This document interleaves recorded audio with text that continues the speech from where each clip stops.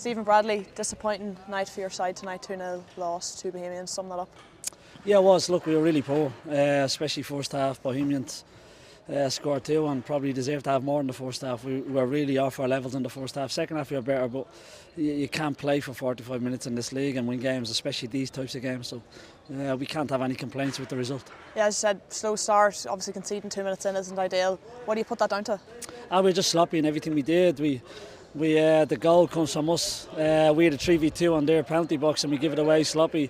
It's played down the side, we make a poor decision and it ends on the back of the net, and that probably summed up the first half in everything we did. We were miles off the game in every regard, and like I said, we can't have any complaints. Yeah, I think it was 47 minutes before your side got off a shot on target, very unlikely.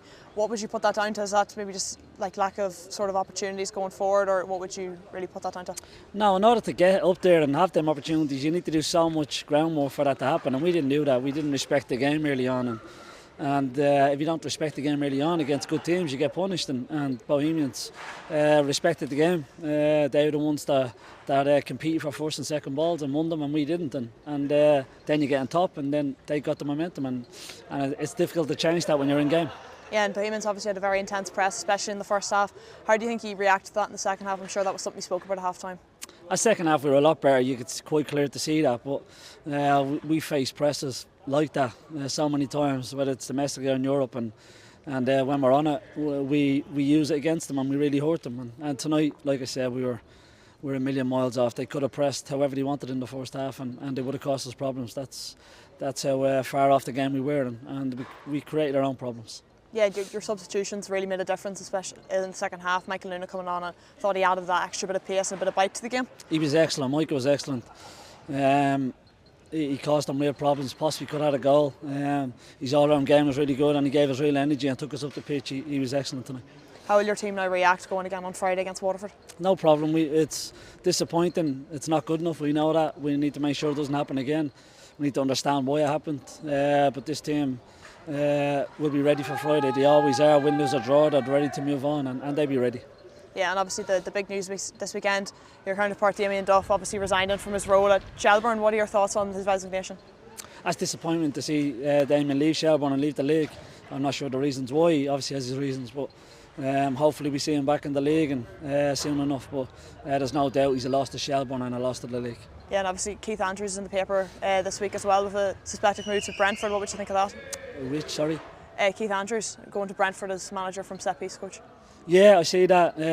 I did my pro licence with Keith, and he was very good on it. I'm sure if he gets the job, which it seems to be, I'm sure he'll do a good job. And look, he's not getting the job by fluke. They obviously rate him and like him, and if he gets the job, a young Irish coach in the Premier League managing, we've got to wish him well and get behind him. Yeah, and obviously you have the Conference League coming up. You might get Clintfordville now in the second round where you're through to if they're a bye. What would that mean for obviously the two clubs coming together? Look, obviously Cliftonville have got a game and to play over 2 legs, and if they get it and win it and we get them, it'd be a good draw in terms of both clubs and the connection that's there with both clubs. But look, there's a lot of football to be played between now and then. Thanks, Stephen. Thank you. Alan Reynolds, great result for your side. Sum that up for us. I thought it was an outstanding, great night for the club, great night for the team, supporters. Thought the place was rocking here, and I suppose the way we played and went about it in the first half gave them that energy, and we fed off each other. But I thought we were outstanding and thoroughly deserved that. You know, we could have won by more. They're always going to have a spell in the second half, you know, and we were ready for that. But I thought to a man absolutely outstanding. I don't want to single anyone out. I just thought fantastic team performance. Yeah, and obviously the 2 goals probably coming at perfect timing for you. 1 2 minutes in and 1 few minutes to play. Yeah, how important was that going into half time? I actually thought, you know, going in, we needed to be 2 up because the wind and whatever, you know, so I was looking for that second one. I thought we deserved the second one, you know, missed a few chances, so I think the second goal was crucial. Yeah. And the press in the first half especially, I thought it was absolutely suffocating. Rovers pinning them back and putting a lot of pressure on their back line, and Ed McGinty as well. I know, but you look at our fitness coach and Stephen, even our physio Danny Miller, you know, there's lads there played like Liam Smith and John Mountain, haven't played in a while, and they come in and produce like that. Our fitness levels are through the roof. So delighted with that, and that's the way we want to play. We want to really press teams, and like, to be fair, you can't give Rovers time because they're an excellent side, so we didn't. Yeah, and it's great obviously bouncing back from Waterford as well. What was that like, just obviously the short turnover as well? We just felt that we didn't turn up, for a large spell of that, and it's not an easy place to go down to Waterford. They were very good and we just had an off night, but we still could have equalised. So look, we were wounded and we were ready for tonight. You spoke about your fan support. I think they were playing a bit of volleyball in the stand there before the ball ended back on the pitch. Shows how elated they were with obviously the result, and they're in a good place at the minute. Yeah, look, the place is on wheels here, isn't it? It's top drawer. Everyone's really getting behind us, and we've come a long way in a few months because it's been difficult here. They've had a difficult time as well, so delighted for them.